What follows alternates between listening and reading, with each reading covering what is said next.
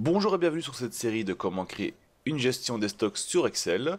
Cette gestion des stocks que nous allons créer est une bonne base et ce sera à vous d'ajouter des améliorations. D'ailleurs, je vous invite à nous partager les améliorations que vous avez ajoutées à votre gestion des stocks. Il faut savoir que ce cours sera divisé donc en 6 parties. Alors l'objectif d'aujourd'hui, ce sera de vous présenter un peu ce qu'on va faire. Donc on va faire une petite introduction et on va créer un peu les bases aussi. Alors l'objectif de notre gestionnaire des stocks est plutôt simple. Le truc, c'est qu'on va vouloir créer des articles, donc on va faire ajouter des articles dans notre base de données. Donc on va venir ici. On voit qu'automatiquement, donc le numéro d'article s'affiche en haut, ça se vient automatiquement. Donc quand on crée un article et on va créer un nouveau, vous allez voir que les numéros changent à chaque fois. Donc ici, on va donner un nom, on va marquer article 120 par exemple, une description maintenant. On met un peu ce qu'on veut dedans. On a le prix. Donc le prix hors TVA ou TVA, c'est à vous de voir comment vous voulez gérer cela. Ici, je vais mettre des prix hors TVA dedans. Donc je vais mettre 1,5. Un stock minimum, très important, je veux que le stock minimum soit à 6. Une fois qu'il est à 6, je veux qu'une alarme s'affiche en fait. C'est ce qu'on va faire. Donc on va ajouter l'article, on va ici ajouter dedans. Et on peut donc voir immédiatement, vu que le stock est à 0 et qu'on a besoin d'un minimum 6, il y a un petit drapeau qui s'affiche, le drapeau de commande. Ça veut dire qu'ici, il faut commander quelque chose. On peut voir aussi que le status, il est actif, ça veut dire que c'est un article qu'on va utiliser pour la vente. Donc c'est un article qui est actif dans notre stock. Et à côté, on peut donc voir un petit graphique. Donc on va avoir un visuel sur notre stock directement. On peut voir que tout ce qui est en rouge, c'est en dessous de notre stock minimum. Tout ce qui est en bleu, c'est bon, c'est nickel, on est au-dessus du stock minimum et on peut voir combien de stock on a. Donc ici j'ai indiqué de 1 à 10 et plus haut. Vous pouvez changer ça, vous pouvez mettre ça en groupe, par exemple 5, 10, 20 ou ainsi de suite. C'est à vous de voir ça. Et par exemple ici, si je vais changer le stock, je fais passer à 4, on voit qu'il devient bleu, il n'y a pas de problème. Si je fais passer à 20, hop, on voit qu'il monte complètement, il n'y a pas de souci. Par contre, je vais revenir en arrière car il y a du codage dedans ici. Une autre chose qu'on a aussi, donc, c'est les ordres. Donc si on veut passer une commande, on sait par exemple qu'un article, voilà, on sait que l'article numéro 006, il faut la commander car il y en a 0 en stock et on a besoin minimum de 6. On peut venir donc placer une ordre ici. On vient baser un bon de commande en fait. Aussi la même chose, le numéro de bon de commande va s'afficher automatiquement. On choisit un fournisseur. On choisit le numéro d'article, on utilise 006. On va mettre le nombre, on va en commander 10. On va ajouter. Donc on voit, il y a 10 unités qui sont ajoutées dedans. Qu'est-ce qu'on peut faire? Si le fournisseur livre encore des autres pièces aussi, on peut toujours ajouter autre chose dedans. On va en ajouter 5 ou 6 même. Et vous voyez, ça s'affiche. Ceci, c'est notre petit bon de commande. Maintenant, ce qui va se passer, quand je vais cliquer ici sur le bouton commander, on va enregistrer notre commande dans notre base de données qui est ici. On va créer un bon de commande, on va l'enregistrer dans un fichier et on va pouvoir l'envoyer à notre fournisseur. Donc on va voir comment ça se passe. Je vais appuyer sur commander. Donc voulez-vous passer la commande? Oui, je veux. Et là, automatiquement, le système va créer un bon de commande comme on peut voir ici. Et là, on a donc deux solutions. Soit on la ferme, la bon de commande, soit on peut la faire envoyer par mail à notre fournisseur directement. Donc on fait envoyer le fichier. Donc ici, on a un petit récapitulatif de notre bon de commande qui se trouve ici. Donc là, l'article, donc article 1, ça sera donc l'article numéro 1 tel.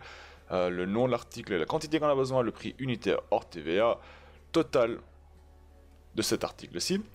Et tout en dessous, on a donc la résumé, donc le total TVA et ainsi de suite. Et aussi quelques conditions pour le bon de commande qui se trouve là. On va fermer cela. On va aller dans le fichier. Et on voit que automatiquement, dans mon fichier ici, il a créé le bon de commande juste ici. Donc on voit le bon de commande a été créé, il est ici. Et quand on va l'ouvrir, on retrouve identique le même bon de commande que là tout à l'heure. Et en fait, ce bon de commande, tout vient ici automatiquement dedans. Donc si on veut retrouver un bon de commande, on le place dedans, on vient et on va chercher sur un bon de commande numéro 4 et automatiquement on trouve notre bon de commande qu'on a déjà placé. Alors, on va dire le bon de commande est parti chez le fournisseur nous a livré les pièces. Désormais, il est temps bien sûr de enregistrer les bons de commande ici dedans. Et donc, on va faire quoi? On va faire add, on va faire entrer quelque chose de nouveau. On va dire si c'est une entrée ou une sortie. Ça se peut que si vous avez des clients, vous avez vendu votre marchandise, vous faites une sortie. Si vous l'utilisez pour la production, vous pouvez faire sortie et indiquer que c'était pour la production. Ici, on va dire que c'est rentré, donc on fait entrée. On fait le numéro de facture de notre fournisseur, il nous envoie une facture d'achat qui est nommée donc 1, 2, 3, 4, 5, 6, qui correspond donc au bon de commande numéro 5 ici. Et le fournisseur, c'était le 4 si je ne me trompe pas. Et on va donc choisir les articles qu'il nous a envoyés. Donc il nous a envoyé l'article 6. Et il nous en a mis 15. On va le faire donc ajouter. Donc là on ajoute, on va ajouter l'autre article aussi dedans. Voilà. Hop, 6. On fait ajouter.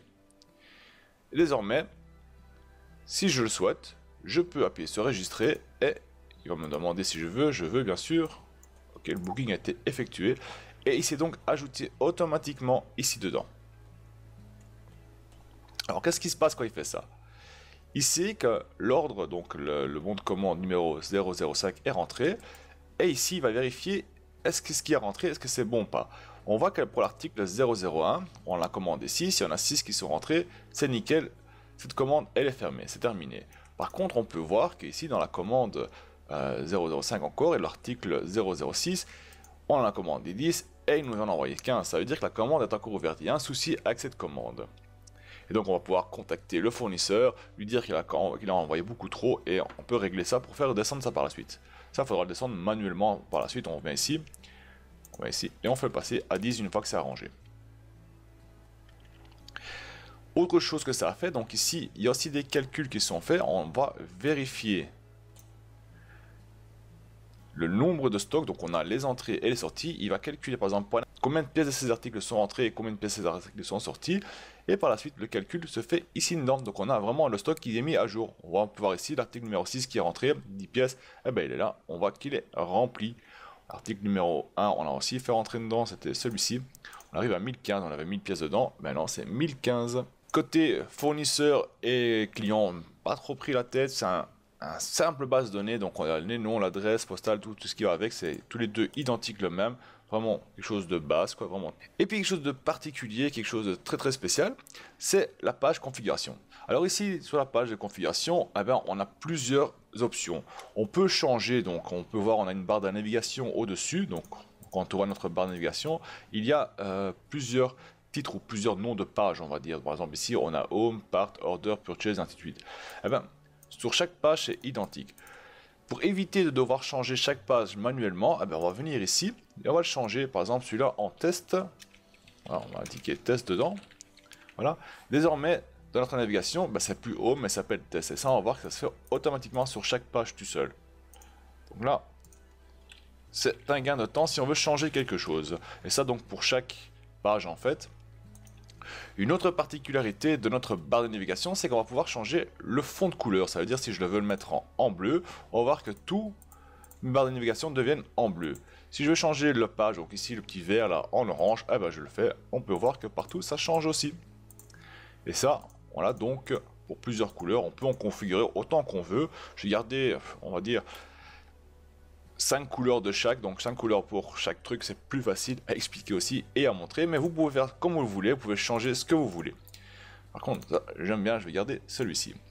Alors ici, nous avons donc les numéros de nos factures, de nos articles, les numéros de nos bons de commande et nos numéros de booking qui s'affichent ici automatiquement dedans.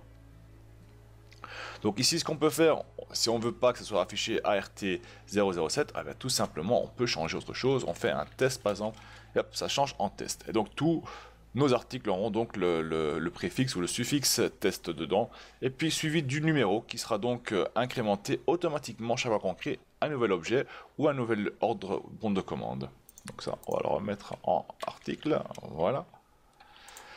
Et ici, donc pour finir, nous avons les informations de notre bon de commande qui s'affiche donc ici, donc c'est vraiment notre bon de commande ici. On affiche donc nos coordonnées dans la configuration, c'est le même qu'il va reprendre. Ici en bas les conditions, si on change les conditions ici, ça changera automatiquement sur notre bon de commande ici en bas. Allez, on va commencer avec la création des pages. Alors nous allons créer 8 pages, donc on va venir ici et on va donc en créer 8, donc on va prendre la première page, on va la nommer directement, hein, c'est plus facile, on va la nommer Home, voilà, on va ajouter une nouvelle page, on va la nommer Article, nouvelle page, Order, nouvelle page, comme ça 8 il en faut, voilà, donc ça, on va la nommer Purchase Order, voilà, Booking.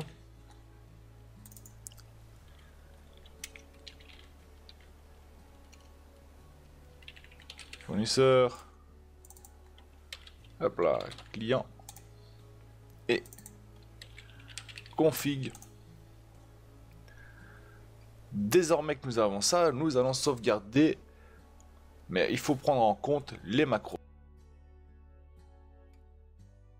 Et désormais, donc, nous allons créer notre petite base de données pour les fournisseurs et les clients. Donc on va venir chez fournisseur, on va se placer ici en B5 et on va donc indiquer les informations de notre fournisseur. Et ça, ce qu'on va faire, on va mettre bien centré ça. On va venir ici, donc on va vraiment faire un test, on va marquer sup 1 adresse 1 code postal 1000, on va dire, voilà, Bruxelles, pourquoi pas.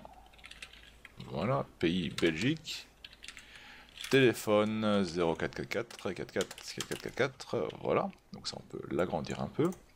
L'adresse mail c'est excel@gmail.com, voilà, on va agrandir ça. Et dans le groupe, ce qu'on va faire, on va donc regrouper le tout. Surtout ce que je veux, c'est que pour le pays, je veux pas qu'il indique les pays complets, je veux simplement utiliser les deux premières lettres du pays. Donc on va faire donc BE puis barre, on va faire 1000, puis virgule Bruxelles. Donc on va venir ici, et on va faire donc est égal à concaténer. Le texte premier, eh ben, on va prendre les deux premières lettres, donc on va faire gauche. Donc on va indiquer gauche. Le texte qu'on veut prendre, les données se trouvent ici, donc dans le pays. Le nombre de caractères qu'on va prendre, donc le nombre de lettres, ben, c'est les deux premières, voilà. Puis on va mettre une petite ligne entre, voilà, on prend le code postal désormais, voilà, on ajoute une virgule avec une espace, on ferme et on prend la ville, on ferme cela et c'est regroupé. Ainsi on peut mettre ça sur une seule ligne et ça restera toujours propre comme il faut. On va sélectionner ceci, on va donc insérer un tableau, voilà, et on prend un tableau, on prend celui-ci. Voilà, tout ce qu'il nous reste à faire, donc c'est sélectionner ceci, on va tirer ça vers le bas, et on a donc plusieurs fournisseurs déjà prêts à utiliser.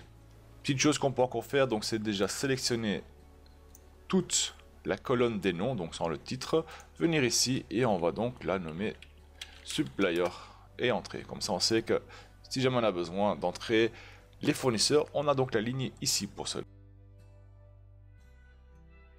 Et on va donc créer identique la même chose pour le client. Donc on va simplement prendre ceci, les deux premiers, hop, on vient ici, on colle,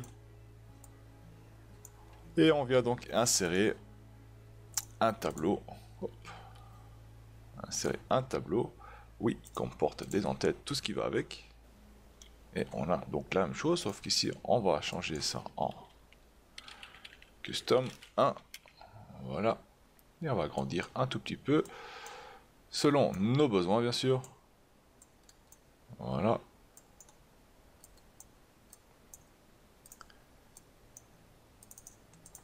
Et nous allons faire la même chose, on va le tirer vers le bas, hop.